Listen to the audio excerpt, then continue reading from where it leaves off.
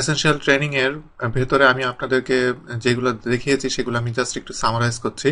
এখানে হোম ট্যাবের ভিতরে যেগুলো দেখছেন এগুলো মোটামুটি সবই আমি দেখিয়েছি। তারপরে ইনসার্ট ট্যাবের ভিতরে এইখানে এই সেকশনটা আমি একটু আহ, মানে জাস্ট বেসিক ধারণাটা দিয়ে আমি আপনাদেরকে দেখিয়েছি, বাট এটা অনেক বড় একটা সেকশন। এরপরে এখানে কিভাবে আপনি ইনসার্ট করবেন এই ধরনের অপশনগুলো আমি আপনাদেরকে দেখিয়েছি, এবং হেডার ফুটার কিভাবে আপনি অ্যাড করবেন এগুলা।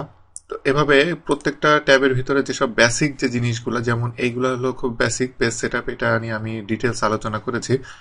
তো সেই জিনিসগুলো নিয়ে আমি আলোচনা করেছি।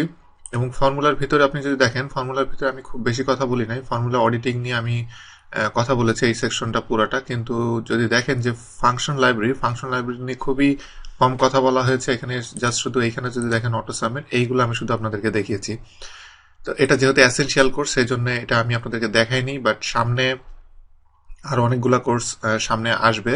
তো তার ভিতরে একটা শুধু কোর্সই থাকবে যেটা অ্যাডভান্স ফাংশন এবং ফর্মুলা। তো সেইখানে এখানে যেসব ফাংশনগুলো আছে সেগুলো নিয়ে সবগুলো নিয়ে কথা হবে, কারণ এই ফাংশন এই কোর্সটা এটা অনেক বড় কোর্স। এটার ভিতরে অ্যারাউন্ড 350 ফাংশন আছে, যেটা একটা ফুল কোর্সেও শেষ করা অনেক ডিফিকাল্ট।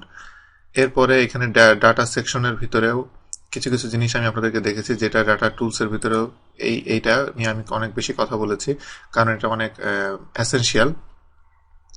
এভাবে মোটামুটি আমি কোর্সটাকে, আপনারা যদি যারা একেবারে পারেন না তাদের জন্য, তারা এটা এসেনশিয়ালটা শেষ করলে মোটামুটি আপনার কাছে ক্লিয়ার হয়ে যাবে যে এক্সেলে আপনি বেসিক কাজগুলো আপনি খুব সহজেই করতে পারবেন। আর সামনে আমি আরো কিছু কোর্স নিয়ে আসবো, অ্যাডভান্স ফরম্যাটিং, অ্যাডভান্স ফর্মুলা, এরপরে পিভট, ভিবিএ, এসবের উপরে সামনে কোর্স আসবে। তো অবশ্যই আমাদের ইউটিউব চ্যানেলে দিকে চোখ রাখবেন এবং সাবস্ক্রাইব করতে ভুলেন না। তো গুড লাক।